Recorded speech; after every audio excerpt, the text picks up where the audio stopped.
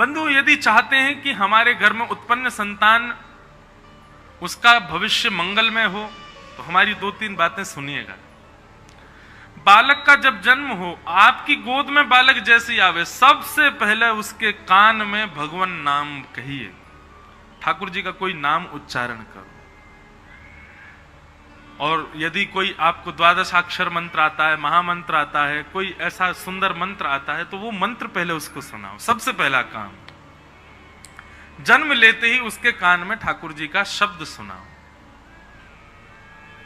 दूसरा काम, बालक जैसे ही घर पर आवे तो घर पर आने से पूर्व उसको पहले गौशाला लेके जाओ, गौ रज उसके माथे पर लगाओ, गैया के चरणों में उसको रख करके वहां पहले उसकी वंदना करवाओ, गैया को पुजवाओ। आप कहेंगे ये कैसे संभव है? अरे ठाकुर जी के लिए ये सब बातें यहां वर्णित की गई हैं। गौमूत्रेण स्नापित्वा पुनर्गौरज सार्वकम, भागवत जी में वर्णन है कि ठाकुर जी को जब भी नजर गुजर लगती, मैया कहा करती वो लाला को ले जाती और गौमूत्र से तो पहले स्नान कराती और फिर 12 अंगों पर गौरज लगा करके तब ठाकुर जी प्रसन्न होते। तो सबसे पहले तो उसके मुख, उसके कान में भगवान नाम का उच्चारण करना है। दूसरी बात, घर आने से पूर्व पहले गौशाला जाए, गैया को वंदन करके आए, फिर अपने घर आवे। और घर में ही जन्म लिया हो तो जब 100 वर्ष से निवृत्त हो जाए तो सबसे पहले उत्सव से पूर्व उसको गौशाला लेके जाओ, गैया को प्रणाम करवाओ।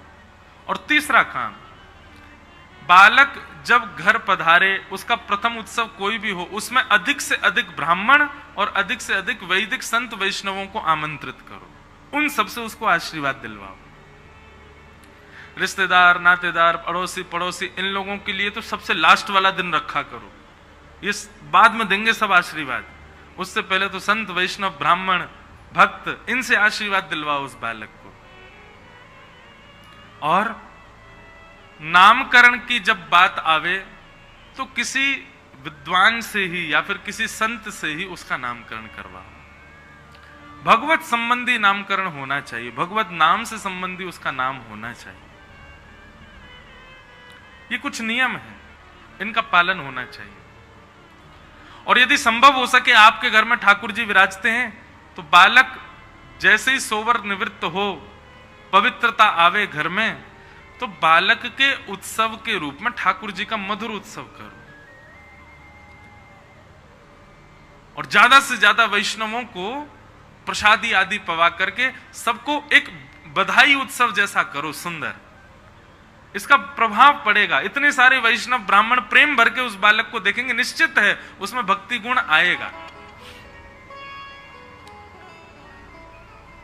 ठाकुर जी का जन्म हुआ तो सबसे पहले क्या हुआ? भागवत में वर्णन है, वाचयित्वा स्वस्तैनम जात कर्मात्मजस्य वही।